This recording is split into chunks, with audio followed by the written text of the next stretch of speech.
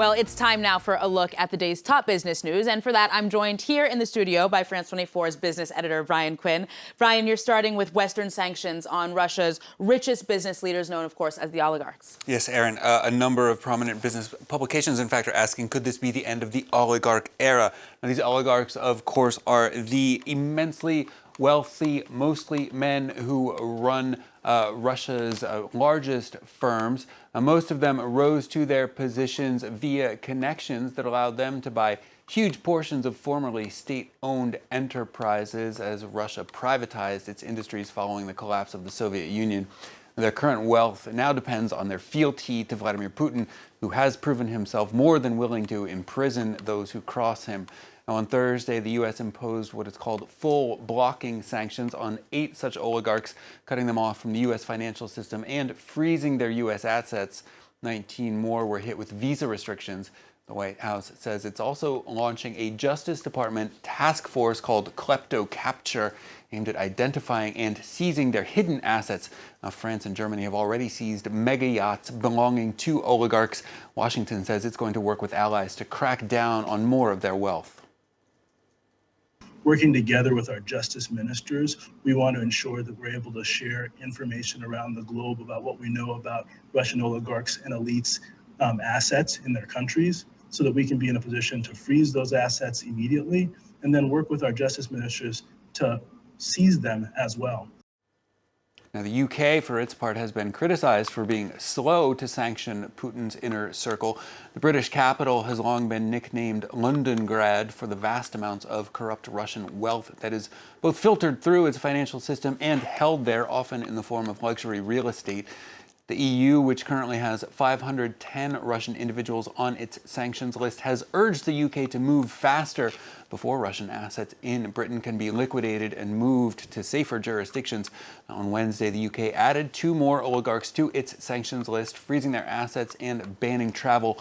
Billionaire businessman Alisher Usmanov and former Russian Deputy Prime Minister Igor Shuvalov now face a freeze on some $80 million worth of assets there. The UK law makes it difficult for the government to quickly impose sanctions. Foreign Minister Liz Truss says they're determined to press ahead. We are absolutely determined to sanction Russian oligarchs. We've already sanctioned over 100 individuals and organisations. We've got a further list we are working through. We have put in place the toughest package of sanctions in British history on Russia, including bank freezes, including freezes on the central bank, including export controls, and we will do more. Turning to the markets next, crude oil futures briefly hit their highest level since 2008 as traders shun Russian crude over the Ukraine crisis. A U.S. benchmark West Texas Intermediate briefly topped $116 per barrel. Now, those prices have since subsided a bit as hopes grow for a potential revival of the Iran nuclear deal, which could bring some extra supply back to the market.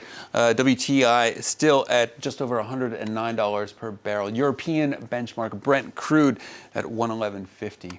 Now, those sky-high oil prices and fears over intense fighting around Europe's largest nuclear plant sent Asian indexes deep into the red in Friday trade.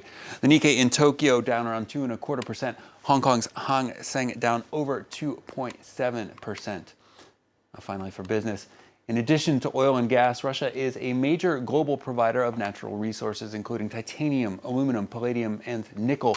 France 24 spoke with Chris Beecham, chief market analyst at IG Group, about what the current crisis could mean for already strained supply chains around the world. Of exports from Russia, that puts pressure on businesses across the globe, and again feeds into the debate about inflation.